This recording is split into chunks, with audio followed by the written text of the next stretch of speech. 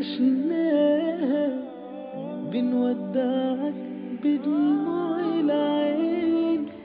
Welcome back once again ناظرین، میں ہوں آپ کے ساتھ فاطمہ سیف. پروگرام کا نام ہے رمضان مہربان. رمضان بہت مہربان ہے، اس کی برکتیں، اس کی فضیلتیں، اس کی رحمتیں جتنا کہا جائے جتنا لکھا جائے کم ہے، اور شاید انسان کے پاس اتنی ووکیبلری نہیں ہے کہ انسان اس کی فضیلت کو بیان کر پائے. میرے گیسٹ اس وقت جو موجود ہیں اسٹوڈیوز میں، سب سے پہلے DIG آپریشن غلام محمود ڈوگر صاحب، اور ساتھ ہی ساتھ موجود ہیں ہم سب کی جانی مانی شخصیت، شاعر ہیں، ڈرامے بھی لکھتے ہیں، اینکر پرسن بھی ہیں، وسیع شاہ. اچھا جی، DIG صاحب یہ بتائیے کہ میں آپ کی رومانٹک جو سائیڈ ہے نا آج ایکسپلور کر کے جاؤں گی. آپ نے بتایا کہ جب آپ کا جو فری ٹائم ہوتا ہے آپ راوی کے کنارے چاندنی رات ہوتی ہے، کیا کرتے ہیں وہاں پر؟ دیکھیں، چاند کی اپنی ایک بیوٹی ہے، اور میں سمجھتا ہوں کہ اب جب بھی چاند کو دیکھتے ہیں تو آپ کو کیسا فیل ہوتا ہے چاند فل مون کو دیکھ کے اسپیشلی؟ gives you peace.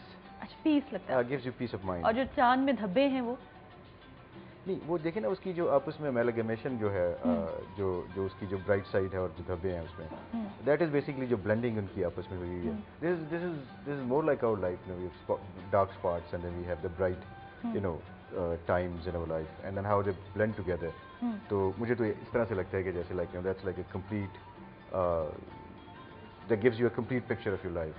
اچھا. And then you see like اس کی جو اراؤنڈ جو آپ اس کی جو شعاؤں سے سیرینٹی آپ کو جو نظر آتی ہے، اور وہ کس طرح سے بلینڈ کرتی ہے پورے وہ جو پورا سسٹم ہے اس کا، تو that kind of gives you like very soothing effect آتا ہے. اصل میں آپ دیکھیں کہ کسی بھی اللہ تعالیٰ نے کسی بھی چیز کے ساتھ نا جو اس کی اس طرح کی جو ڈارک شیڈ ہیں وہ بھی بنائے ہوئے ہیں، لیکن اس کا حسن جو ہے وہ ڈومینیٹ کر جاتا ہے جو اس کا دوسرا پارٹ ہے. جان صاحب ہمارے ایک بڑے باکمال شاعر تھے، جان ایلیا، ان کو ضرور شاید جانتے ہوں گے، جو سینئر تھے ہمارے وقت. انہوں نے ایک بڑے مزے کی بات لکھی ہے.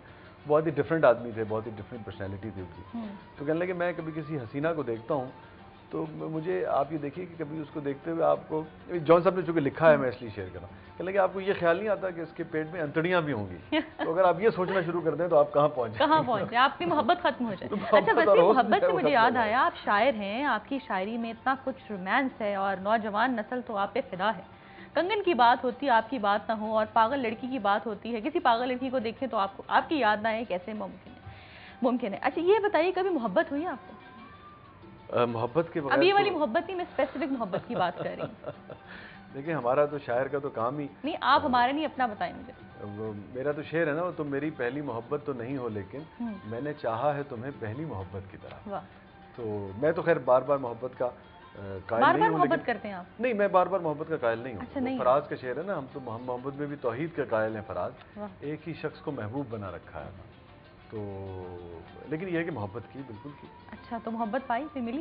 میں نے محبت پائی. مل گئی آپ کی لو میرج ہوئی؟ میری لو میرج. تو یہ شاعری جو تھی شادی سے پہلے لکھنا شروع کی؟ نہیں، کچھ اس کے بعد سافٹنیس تو نہیں آ گئی جب آپ کو محبت مل گئی؟ کیونکہ آپ کو جب کوئی چیز مل جاتی ہے تو اس کا حسن تھوڑا تھوڑا ختم ہوتا جاتا ہے. اچھا ٹھیک ہے، اس پر میں آپ سوچیں، آپ سوچنے لگے. چھوٹی سی بریک ہوگی، ملتے ہیں اس بریک کے بعد.